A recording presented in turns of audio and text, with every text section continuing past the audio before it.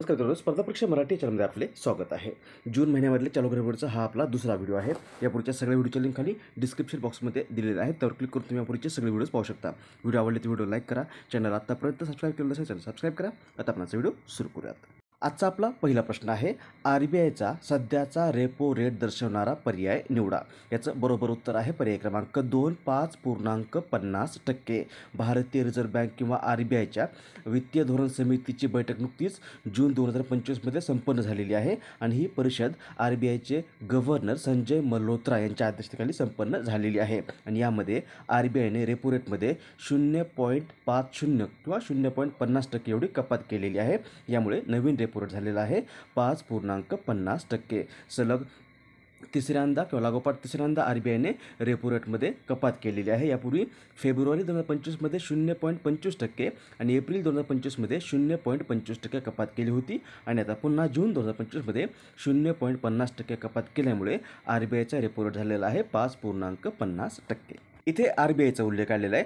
RBI म्हणजे reserve bank of India. RBIची स्थापना झालेली 1 एप्रिल 1935ला. मुख्यालय आहे मुंबई या ठिकाणी आणि सध्या गव्हर्नर आहेत संजय मल्होत्रा. पुढचा प्रश्न, खालीलपैकी कोणता दिवस जागतिक महासागर दिन म्हणून साजरा करण्यात येतो? याचं बरोबर उत्तर आहे पर्याय क्रमांक 1, 8 जून. 8 जून हा दिवस दरवर्षी जगभरात जागतिक महासागर दिन म्हणून साजरा केला जातो. हा दिवस महासागरांचं संरक्षण केलं जावं आणि त्यांची नैसर्गिकरित्या काळजी घेतली जावी व समुद्रातील प्रदूषणाविषयी जनजागृती निर्माण व्हावी या उद्देशाने दरवर्षी या 8 जून या दिवशी साजरा केला जातो. आणि यावर्षी हा दिवस वोंडर सस्टेनिंग व्हॉट सस्टेन्स अस या थीमखाली साजरा करण्यात आलेला आहे. नेक्स्ट, खालीलपैकी कोणाची नुकतीच भारताच्या पंतप्रधानांच्या आर्थिक सल्लागार परिषदेच्या अध्यक्षपदी नियुक्ती करण्यात आली आहे? याचं बरोबर उत्तर आहे पर्याय क्रमांक 1, एस महेंद्र देव. पंतप्रधानांची आर्थिक सल्लागार परिषद किंवा EACPM ही एक स्वतंत्र अशी संस्था आहे जी भारत सरकारला आणि विशेषतः पंतप्रधानांना आर्थिक आणि संबंधित मुद्द्यांवर सल्ला देण्यासाठी स्थापन करण्यात आलेली आहे. आणि नुकतीच या एस महेंद्र देव यांची EACPM किंवा पंतप्रधानांच्या आर्थिक सल्लागार परिषदेच्या अध्यक्षपदावर नियुक्ती करण्यात आलेली आहे. हे पद तत्कालीन अध्यक्ष डॉक्टर विवेक देवरॉय यांनी यांचं निधन झाल्यामुळे नोव्हेंबर 2024 पासून रिक्त होतं. आता याचे अध्यक्ष बनलेत एस महेंद्र देव. पर्याय क्रमांक 1. पुढचा प्रश्न, न्यायमूर्ती NS संजय गौडा यांची नुकतीच खालीलपैकी कोणत्या उच्च न्यायालयात न्यायाधीश म्हणून नियुक्ती करण्यात आली आहे? याचं बरोबर उत्तर आहे पर्याय क्रमांक 3, गुजरात उच्च न्यायालय. न्यायमूर्ती NS संजय गौडा यांची नुकतीच अधिकृतपणे गुजरात उच्च न्यायालयाचे न्यायाधीश म्हणून नियुक्ती करण्यात आलेली आहे. यापूर्वी ते कर्नाटक उच्च न्यायालयामध्ये कार्यरत होते. पर्याय क्रमांक 3, गुजरात उच्च न्यायालय हे याचं बरोबर उत्तर असेल. पुढचा प्रश्न, खालीलपैकी कोणता दिवस जागतिक ब्रेन ट्यूमर दिन म्हणून साजरा करण्यात येतो? याचं बरोबर उत्तर आहे पर्याय क्रमांक 1, 8 जून. 8 जून हा दिवस ब्रेन ट्यूमर या आजाराने ग्रस्त रुग्णांना आधार देण्यासाठी, या आजाराबाबत जागरूकता निर्माण करण्यासाठी आणि ब्रेन ट्यूमर असलेल्यांबाबत किंवा असलेल्यांना भेडसावणाऱ्या आव्हान समजून सांगणे किंवा समजून घेणे या उद्देशाने दरवर्षी 8 जून हा दिवस जागतिक ब्रेन ट्यूमर दिन म्हणून साजरा केला जातो. नेक्स्ट, 133व्या आंतरराष्ट्रीय कामगार परिषदेचे आयोजन नुकतेच खालीलपैकी कोणत्या ठिकाणी करण्यात आले आहे? याचं बरोबर उत्तर आहे पर्याय क्रमांक 4, जिनिव्हा. आंतरराष्ट्रीय कामगार परिषद ही ILO किंवा इंटरनॅशनल लेबर ऑर्गनायझेशन या संघटनेची सर्वोच्च निर्णय घेणारी संस्था आहे.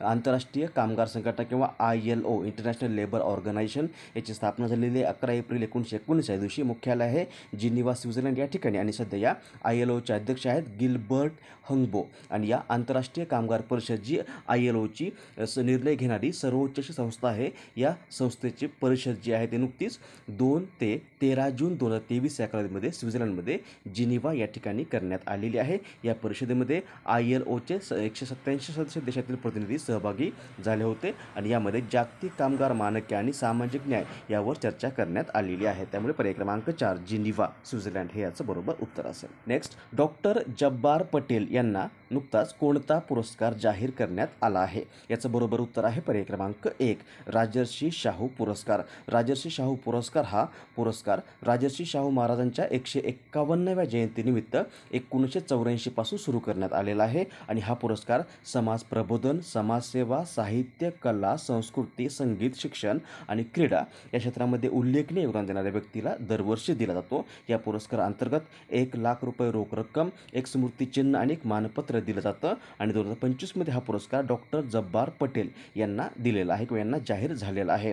हा पुरस्कार त्यांना गेल्या 50 वर्षापेक्षा अधिक काळ चित्रपट, नाट्य, साहित्य आणि सांस्कृतिक क्षेत्रामध्ये त्यांनी दिलेल्या योगदानासाठी देण्यात आलेला आहे. त्यामुळे पर्याय क्रमांक 1, राजर्षी शाहू पुरस्कार हे याचं बरोबर उत्तर असेल. नेक्स्ट, खालीलपैकी कोणता दिवस जागतिक बाल कामगार विरोधी दिन म्हणून साजरा करण्यात येतो? याचं बरोबर उत्तर आहे पर्याय क्रमांक 3, 12 जून. 12 जून हा दिवस दरवर्षी जगभरात जागतिक बाल कामगार विरोधी दिन म्हणून साजरा केला जातो. या दिवसाची सुरुवात आंतरराष्ट्रीय कामगार संघटनेने 2002 या वर्षामध्ये केलेली आहे आणि हा दिवस बाल कामगारांच्या जागतिक स्थितीवर लक्ष केंद्रित करणं आणि बालमजुरी पूर्णपणे संपुष्टात आणण्यासाठी आवश्यक ते प्रयत्न करण्याच्या उद्देशाने दरवर्षी साजरा केला जातो आणि यावर्षी हा दिवस progress is clear but there's more to do, let's speed up efforts या थीमखाली साजरा करण्यात आलेला आहे. त्यामुळे पर्याय क्रमांक 3, 12 जून हे याचं बरोबर उत्तर असेल. नेक्स्ट, नुकत्याच प्रसिद्ध झालेल्या ग्लोबल जेंडर गॅप इंडेक्स 2025 मध्ये भारत जगात कितव्या क्रमांकावर राहिला आहे? याचं बरोबर उत्तर आहे पर्याय क्रमांक 2, 131व्या. लिंग असमानता निर्देशांक 2025 किंवा ग्लोबल जेंडर गॅप इंडेक्स 2025 नुकताच प्रसिद्ध झाला आहे आणि यामध्ये यावर्षी भारत जगामध्ये 146 देशांमध्ये 131व्या क्रमांकावर राहिलेला आहे. हा निर्देशांक वर्ल्ड इकॉनॉमिक फोरमकडून आर्थिक सहभाग आणि संधी, शैक्षणिक प्राप्ती, आरोग्य आणि जगणं व राजकीय सक्षमीकरण या मापदंडाच्या आधारे तयार केला जातो. यावर्षी यामध्ये आइसलँड हा देश पहिल्या क्रमांकावर राहिलेला आहे. आइसलँड हा देश सलग 16व्या वर्षी या इंडेक्समध्ये जगामध्ये पहिल्या क्रमांकावर आहे. दुसऱ्या क्रमांकावर फिनलँड आहे, तिसऱ्या क्रमांकावर नॉर्वे, चौथ्या क्रमांकावर UK आणि 5व्या क्रमांकावर न्यूझीलंड आहे. भारत यामध्ये 131व्या क्रमांकावर राहिलेला आहे. पर्याय क्रमांक 2. नेक्स्ट, शक्ती 2025 हा संयुक्त लष्करी युद्ध सराव भारत कोणत्या देशासोबत करतो किंवा भारत व कोणत्या देशाचा आहे?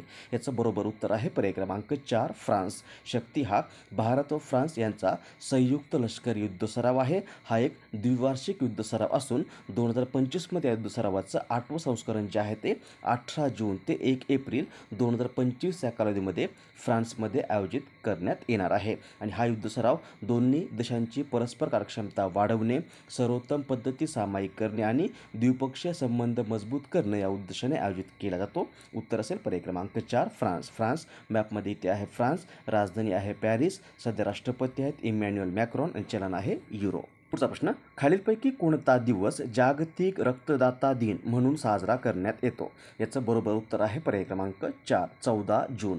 14 जून हा दिवस सुरक्षित रक्त आणि रक्त उत्पादनांच्या गरजेबद्दल जागरूकता निर्माण करण्यासाठी आणि रक्तदात्यांचे जीवन वाचवणाऱ्या उदात्त कृत्याबद्दल त्यांचे आभार मानणे या उद्देशाने दरवर्षी 14 जून या दिवशी साजरा केला जातो. 14 जून हा दिवस 1901 मध्ये ABO या रक्तगट प्रणालीचा शोध लावणाऱ्या कार्ल लँडस्टेनर यांचा जन्मदिवस देखील आहे आणि यावर्षी हा दिवस give blood give hope together we save lives या थीमखाली साजरा करण्यात आलेला आहे.